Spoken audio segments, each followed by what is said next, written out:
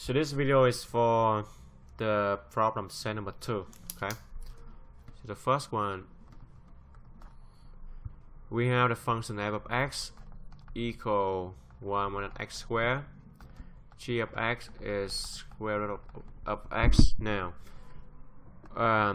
we're trying to find a formula for the combination of f and g, right, of x, and this is the same thing as g of f of x. So g f of x now is 1 minus x, so just plug that in.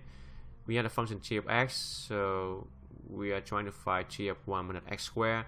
So you wrap the whole thing, you plug into the place of x, so that gives you square root of what?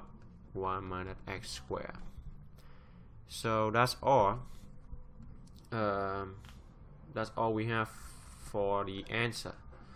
And the domain, remember the domain is the value that can plug into this function to make the function to be defined. For the square root, you cannot take the square root of a negative value, right? Or it's only 0 and positive. So this whole thing inside here must bigger than or equal to 0, or x squared less than or equal to 1, or x less than or equal to 1 bigger than or equal to minus 1. This is the domain. Okay, next problem.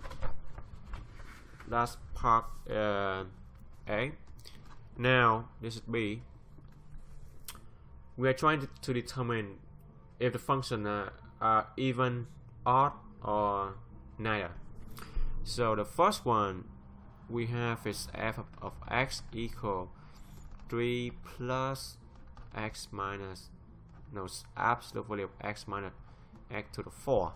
Okay, so in order to check if this is even, remember, if you plug in minus x for the function, and by the end you still have the value equal to the original function, then this is even. If you plug in minus x and by the end you have minus of f of x, then this is odd. So that's the first one. I have f of x here. Now let's plug in minus x to f of x. So we have f of minus x. So every time you see x, you plug in minus x. So minus x to the 4. Remember, the absolute value is still give you a positive answer. So you still have this, right? And then minus x, because this is the even power, so the minus won't change anything, or you still get back a positive value. Now this one and the original function f of x are the same thing, so this is equal. So f, even if you change it to minus x, you still have the same f of x, so this is even. The next one, this is number 1, this is number 2 for the second part. G of x equal to 2x cubed minus x squared plus 1.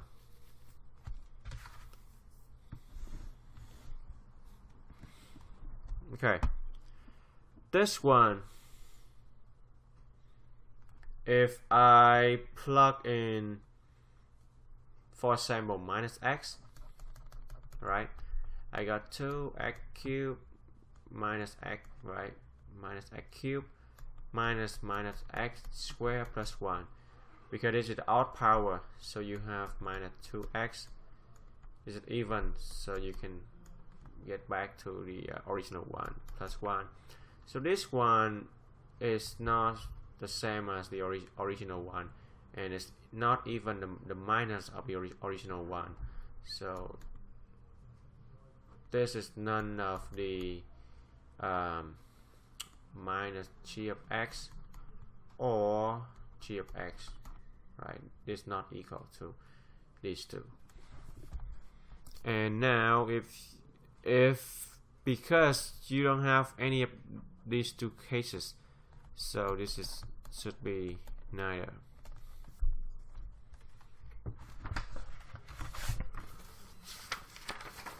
The next one, find a limit again.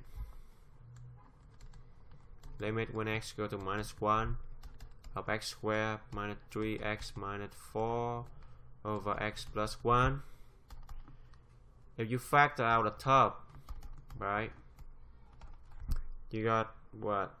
You should be getting x minus 4 and x plus 1. Now you can cancel these two. Give back you x to the -1 and of x minus 4. If you plug in -1 for x, -1 minus 4, that gives you -5. Okay. The next one,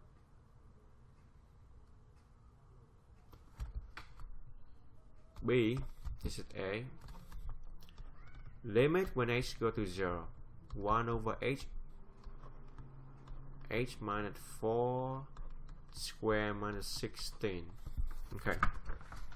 So let's try to simplify this expression first. Okay, let me try to do that. So if you simplify this,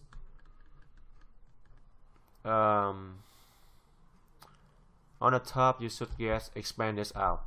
So h squared minus 8h plus 16 and minus 16 over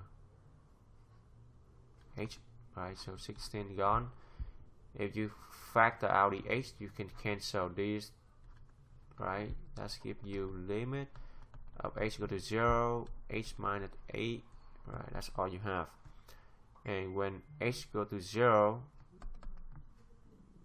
you're gonna have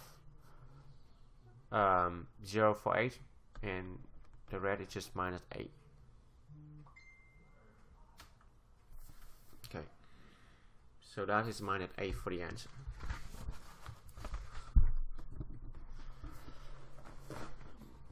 Okay, the next part, C.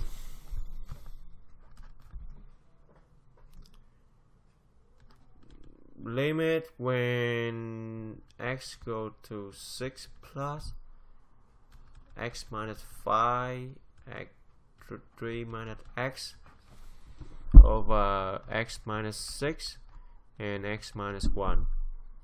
Okay, how do I do this? I cannot cancel any of these. Remember, when I plug in 6 on the top, 6 minus 5 give me 1. 3 minus 6 give me minus 3. 6 minus 1 give me 5. The only problem I have is here.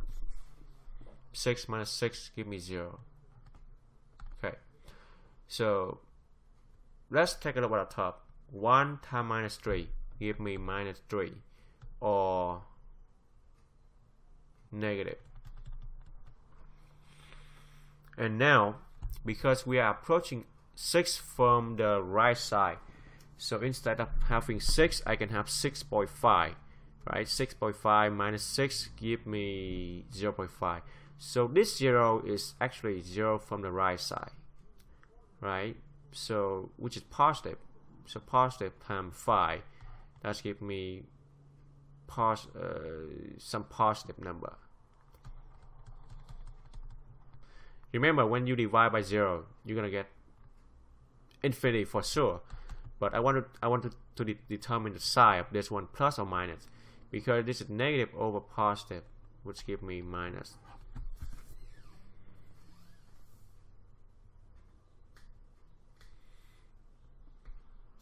Right, negative over positive, so it should give me minus. Okay, the next one, D.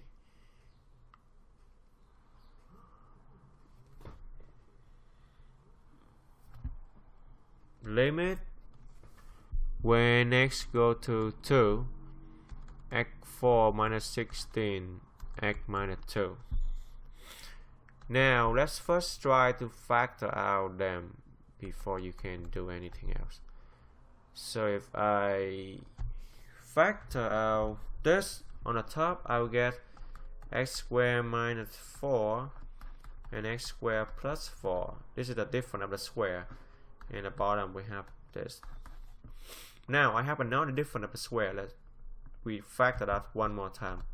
Limit when x equal to 2, x minus 2, x plus 4, x squared plus 4 over x minus 2.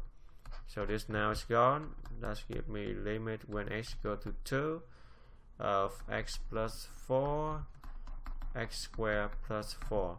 So 2, when I plug in, I got 2 plus 4 is 6. 2 times 2 is 4, 4 plus 4 is 8, 8 times 6 is 48.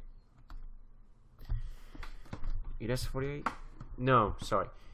2 square is 4, 4 plus 4 is 8. 8 times 6, that's 48. Yeah, that's 48. Yes. I think I make the wrong solution on the solution sheet, but that should be 48. Yes. 2 plus 4 is 6. 6 times 8 should be 48. Yeah. So be careful of the solution I have on the sheet. Yes. Okay. Next problem.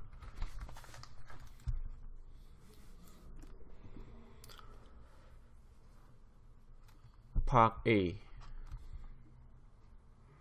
I want to find C so that the limit when x go to 1 of this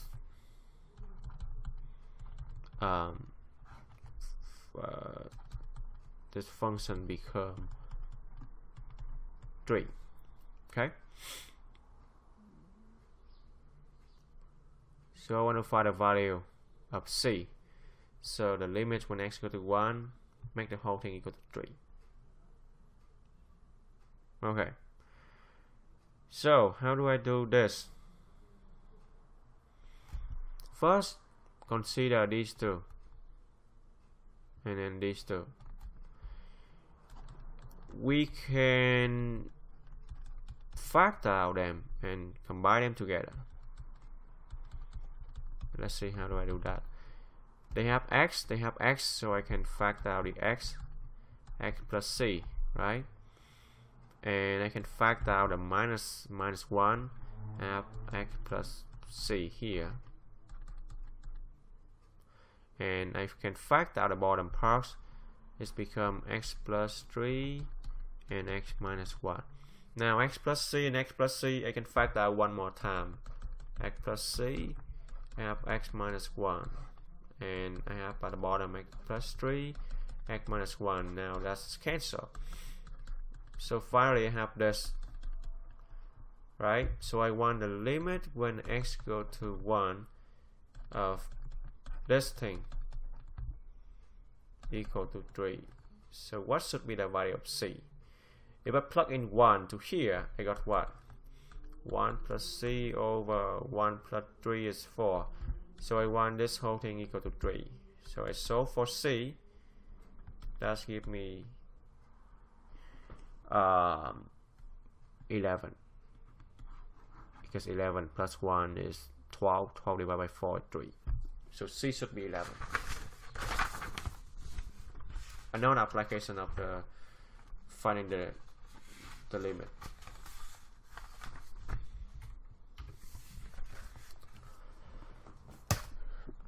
Okay, number 3. Now I have the function h of x, c squared minus x squared, 2x minus c squared if x less than 1, if x bigger than or equal to 1. Now I know that this is continuous everywhere.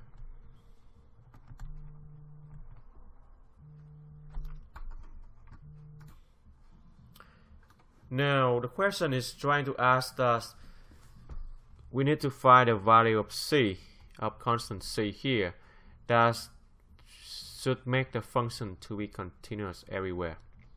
Okay, so the only problem that we have here for this function is as the value of 1, because this is the critical point where the function is changing from one type to another type. So we should be careful when the point x equal 1. So because we have this piecewise function for the left side one, which is this one, the right side one, which is this one.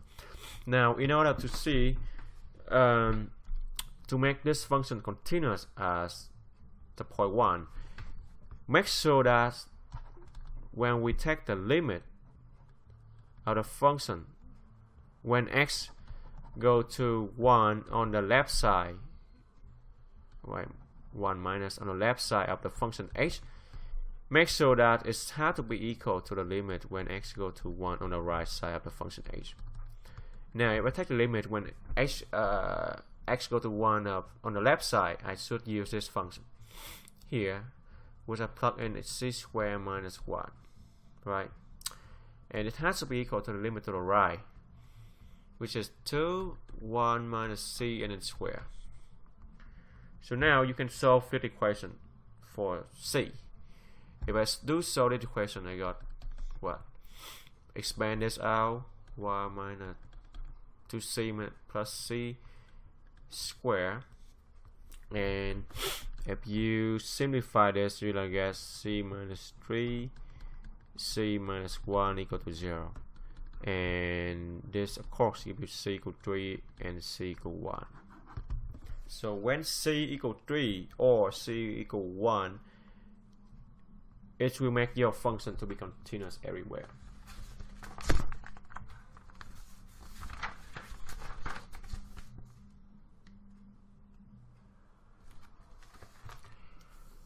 Okay, the next question 4.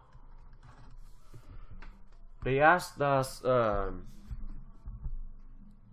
equation x3 plus 3x minus 2 equals 0.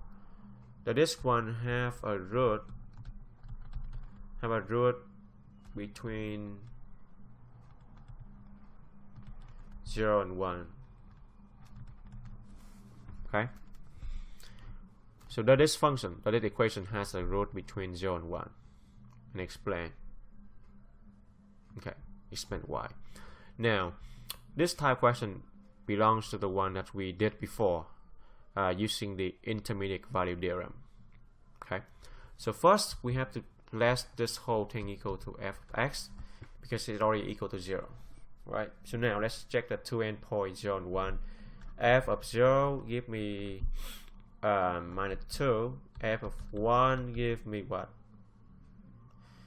1 to the cube is 1, plus 3 is 4, minus 2 is 2.